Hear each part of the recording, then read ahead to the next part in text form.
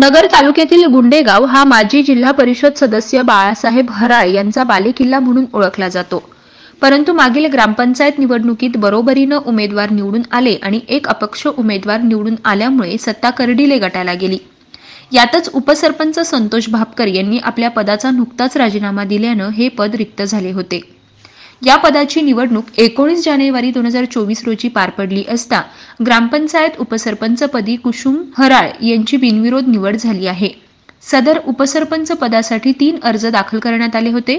यापैकी ग्रामपंचायत सदस्य कुसुम हराळ यांनी 2 फॉर्म दाखल केले होते, तर ग्रामपंचायत सदस्य संतोष धावडे यांनी अर्ज दाखल केला होता. ऐनवेळी संतोष धावडे यांनी आपला फॉर्म मागे घेतला. यामुळे कुसुम हराळ यांचा एक फॉर्म अवैध ठरवण्यात आला तर दुसरा वैध ठरवण्यात आला. या निवडीच्या अध्यक्षपदी सरपंच मंगलाताई सकट या होत्या. तसेच निवडणूक निरीक्षक म्हणून तुपे विस्तार अधिकारी पंचायत समिती नगर व सचिव ग्रामसेवक अशोक जगदाळे यांनी काम पाहिले आहे. यावेळी कुसुम हराळ यांची बिनविरोध निवड करण्यात आली. अध्यक्ष सरपंच मंगल सकट यांनी उपसरपंच पदाची घोषणा केली.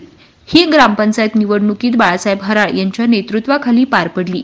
यावेळी ग्रामपंचायत सदस्य सुरेखा चौधरी, छायाताई माने, जयश्री कुताळ, संदीप जाधव, संजय कोतकर, सुनील भापकर, ग्रामस्थ रामदास हराळ, एकनाथ कासार, अनिल पवार, शिवनाथ कोतकर, चंद्रकांत निकम, सुभाष कोतकर, धन्यकुमार हराळ, अशोक कोतकर, संदीप भापकर, भाऊसाहेब कोतकर, अंबादास कासार, सचिन कुताळ, गोपाल बैरागी, अशोक पवार, रामदास भापकर, भाऊसाहेब शिंदे, राहुल कोतकर, अनिल हराळ आदी उपस्थित होते.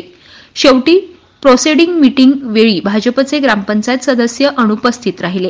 बाळासाहेब हराळ यांच्या नेतृत्वाखाली गावच्या विकासासाठी प्रयत्नशील राहू. भाजपच्या सत्ताधाऱ्यांनी गावात विकास न केल्याने हा निर्णय घेतल्याचं उपसरपंच कुसुम हराळ यांनी सांगितले.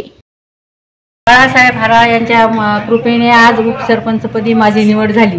तरी त्यांच्या साह्याने आम्ही गावातील सर्व 3 वर्ष विकास होऊ शकला नाही, तो आता 2 वर्षात व्यवस्थित करू.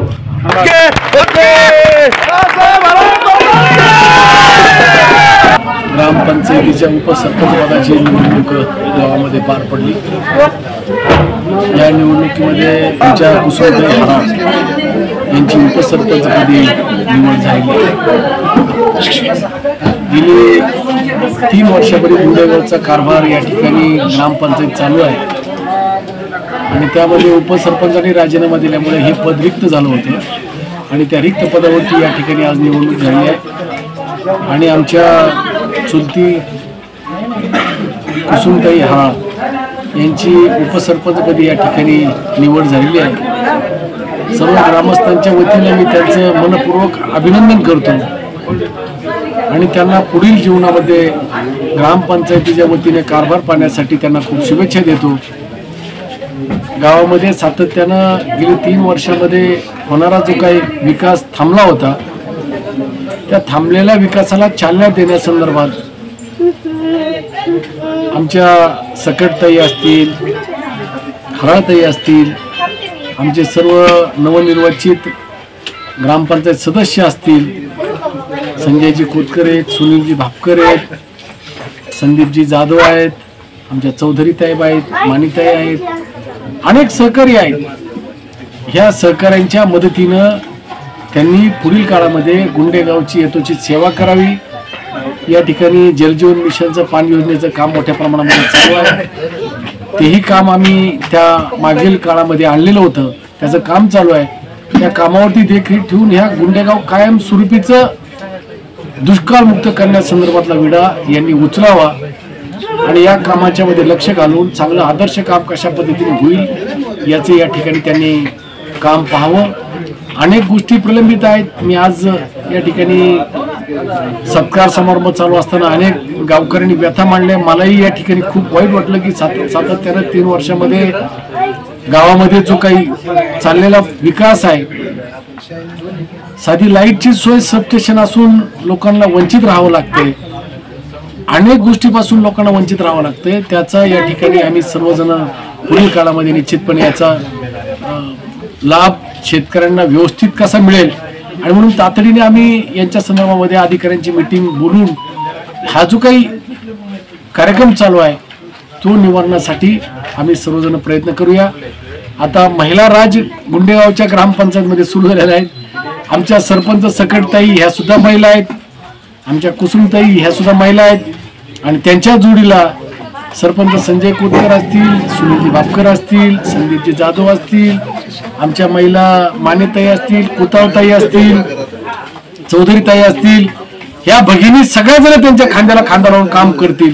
मला खात्री आहे की उद्याच्या काळामध्ये जो अनुशेष या ठिकाणी प्रलंबित राहिलेला आहे तो भरून काढण्याच्या संदर्भामध्ये आमचे सर्व सहकारी सर्वतोपरी प्रयत्न करतील.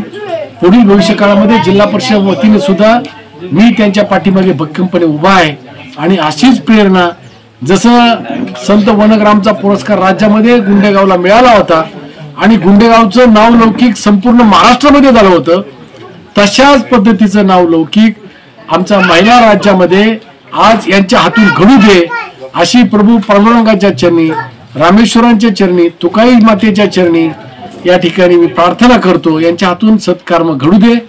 मला खात्री आहे की आमच्या ह्या भगिनी निश्चितपणे गावाला 1 नंबर मिळवल्याशिवाय राहणार नाही. अशा शुभेच्छा सदिच्छा मी माझ्या वतीने देतो, संपूर्ण ग्रामस्थांच्या वतीने देतो आणि या ठिकाणी थांबतो. रामकृष्ण हरी.